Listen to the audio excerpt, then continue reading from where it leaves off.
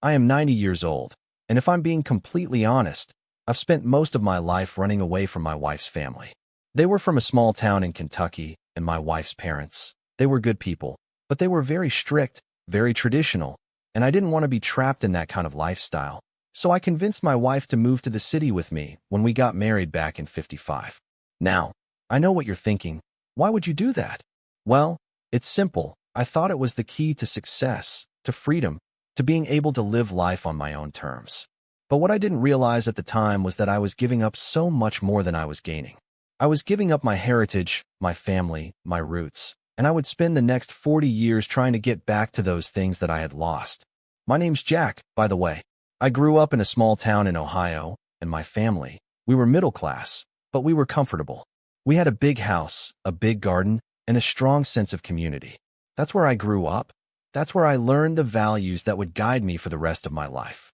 But when I went off to college, I started to get caught up in this whole idea of making a name for myself, of being successful, of achieving greatness. And I think that's when I started to lose sight of what truly mattered. I was completely wrong. I thought that success was all about achieving certain milestones, making a certain amount of money, owning certain things. But what I've learned over the years is that success is so much more than that. It's about relationships, it's about family, it's about being true to yourself, and I wish I had known that back then. Nobody told me this. Nobody warned me about the dangers of chasing success at all costs. They lied to us. They told us that it was okay to prioritize our careers over our families, over our relationships, over our health. But it's not okay. It's not okay at all. And I'm not saying that I didn't enjoy some of the things that I did, but at what cost? I think back on the years that I spent working 12-hour days, 6 days a week, and I realized that I was missing out on so much. I was missing out on time with my family, time with my friends, time to pursue my hobbies, time to simply enjoy life. And for what? So I could say that I had a successful career? So I could say that I made a certain amount of money? It's not worth it. It's not worth it at all. I wish I could go back and do things differently, but I can't. All I can do is share my story with you, in the hopes that you can learn from my mistakes. I'm not saying that you should give up on your dreams, but I am saying that you should be careful not to sacrifice the things that truly matter in the process. I met my wife when I was in college, and she was a beautiful girl from Kentucky. I was immediately drawn to her, but I was also intimidated by her family. They were so traditional, so strict, and I didn't know how to relate to them. But I fell in love with my wife, and I knew that I wanted to spend the rest of my life with her. We got married in '55, and I convinced her to move to the city with me.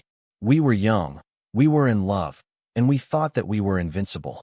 But as the years went by, I started to realize that I had made a mistake. I had left behind my roots, my family, my heritage, and I didn't know how to get back to them. It took me 20 years to figure out what I had done, to realize that I had made a mistake by leaving behind the things that truly mattered. I was successful, I had a good job, I had a nice house, but I was empty inside. I was missing out on the things that truly brought me joy, the things that truly connected me to my family, to my friends, to my community. And then, one day, I got a phone call from my mother-in-law. My wife's mother had passed away, and my wife was devastated. I went back to Kentucky for the funeral, and it was like coming home. I saw my wife's family again. I saw the people I had left behind so many years ago, and it was like no time had passed at all.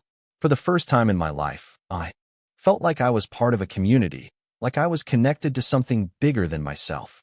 And in that moment, I realized that I had been living in a fantasy of success, of achievement, of greatness. But it was a false narrative, a narrative that had been sold to me by the world, by society, by my own ego. I started to learn more about my heritage, about my family, about our traditions and customs. I started to reconnect with my wife's family, to learn more about their lives, their struggles, and their triumphs. And I started to see the world in a different way, as a global community, as a community of people who were all connected, all interdependent. It's not too late for you. It's not too late for me.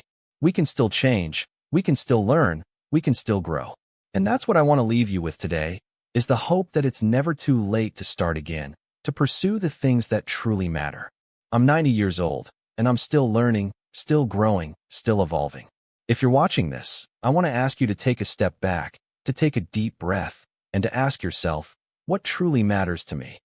What are the things that bring you joy, that connect you to others, that give your life meaning?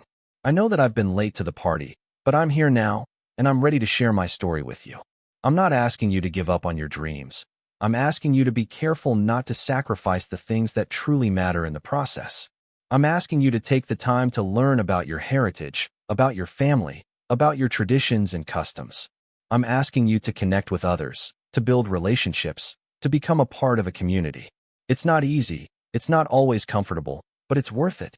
I know that I didn't get it right, but I'm hoping that you can learn from my mistakes. I'm hoping that you can take the time to reflect on your own life, on the choices you've made, on the things that truly matter to you. And if this reached your heart, please subscribe. I still have things left to say. I still have stories to share. I still have wisdom to impart.